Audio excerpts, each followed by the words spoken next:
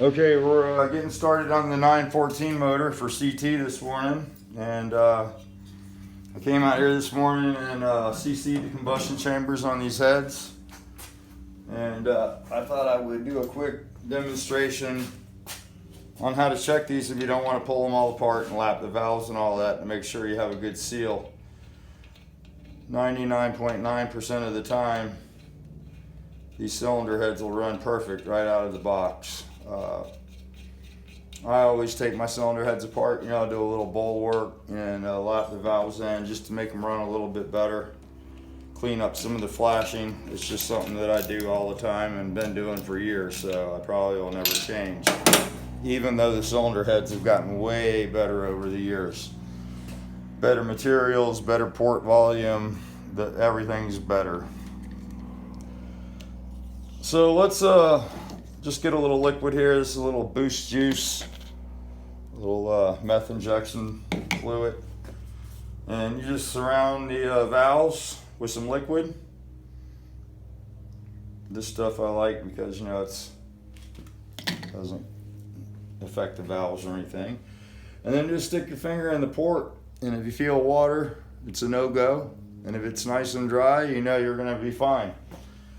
If it'll seal the liquid up, it'll seal combustion. So it's a good test. It's quick, it's easy, and it eliminates the possibility of putting a cylinder head on the motor and then having an issue that you could have caught with a simple test. Put your spark plug in there, fill the combustion chamber up, and if you're building a motor at home, more than likely you should be CCing the combustion chambers to see what kind of volume you have here and what kind of deck height you have to figure out your compression ratio. So that's another good time to catch any leaks that you might have in a new cylinder head when you're verifying your CCs and your combustion chambers. And these are good, but we're going to take them apart and look for a little bit of horsepower in there. And there's a few tricks we can do to make the car run a little better at this point in the game, so we'll take these apart and do that. Sort of standard protocol. So take this plug out of here and we'll pull these apart and go from there. See what we got here. I have a valve spring compressor somewhere around here. Let me find it. Here we go.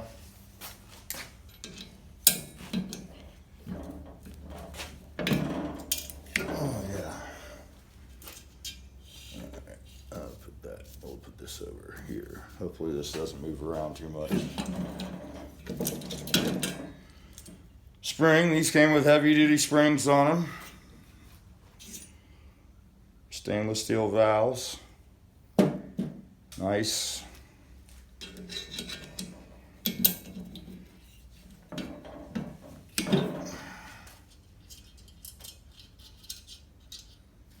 It's probably not as hard as it looks.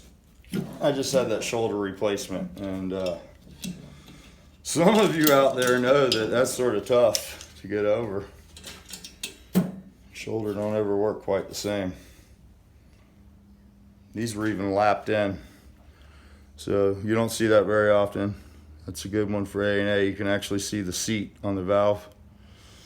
So somebody's doing their job there for sure. These came ready to go, just like the ad says. Now, in the old days, they didn't lap them in. Somebody would just throw the valves in there, and they would, run fronty for a little while. And then once the seat established itself from pounding itself in there, it would start running better. It was the old days when they tell you have to break it in, Guide clearance feels nice. Again, it's lapped in. So, nice street seat in the middle of the valve. Hopefully I'm getting that. It's not something you see all the time. I take heads apart a lot and don't see where they've been lapped in. That's nice. I know that all the companies have stepped their cylinder head game up quite a bit.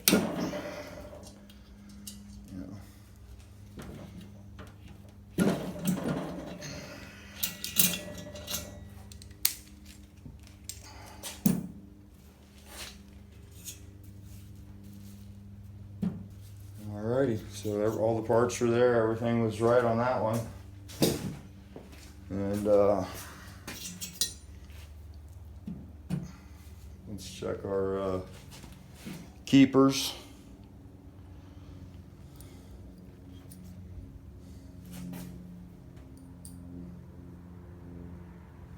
Even the keepers are ground, not touching. That's a plus. You don't always get that. That's one of the things that I always look for. You want the locks or keepers to have full engagement. And these lines are grooves, locking grooves. If you have a CB head, you have a single groove. It's a LS or a late model style keeper and retainer. Oh, this is the old school, and you want to have a little space on each side so you have full engagement. A lot of times you'll pull a cylinder head off and these will be touching, and when they touch it lets a little bit of movement happen in there, and you'll take the head apart after it's been in service for a while, and this will be really sharp and won't want to come out of the valve guide, and that's primarily from the locks not properly fitted to the valve. And these have been done, so that's impressive. We used to have to buy ground keepers. There was a couple companies that sold them, and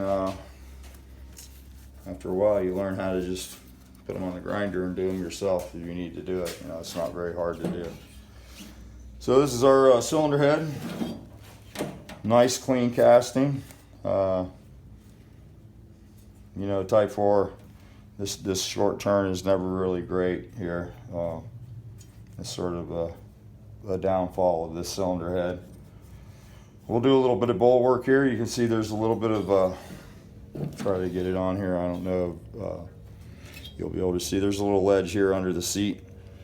You know, it's factory acceptable. We'll clean that up. That'll give us a little better flow there.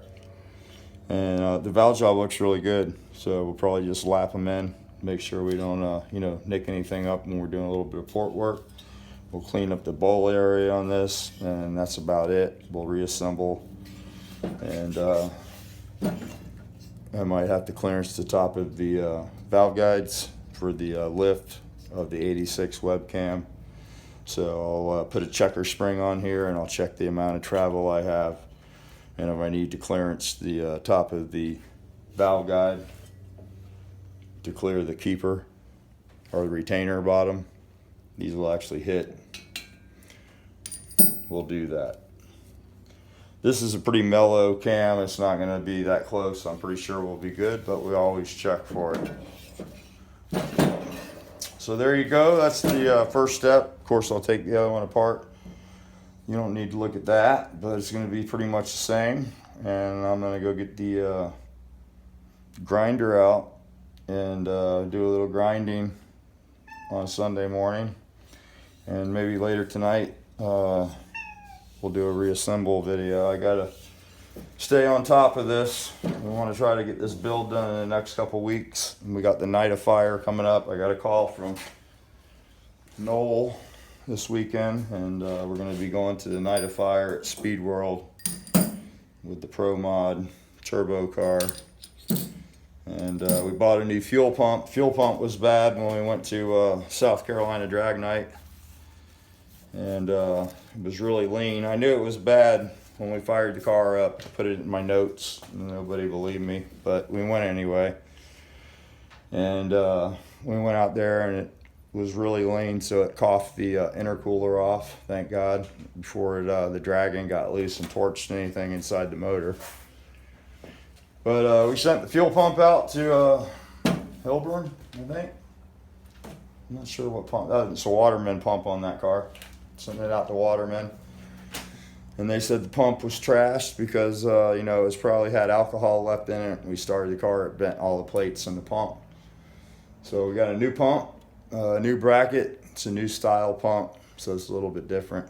And I have to go over there later today. Maybe I'll take the camera with me. And there's a lot going on. We're building a drive and drag car for Sick Week, changing Noel's race car over to a street car.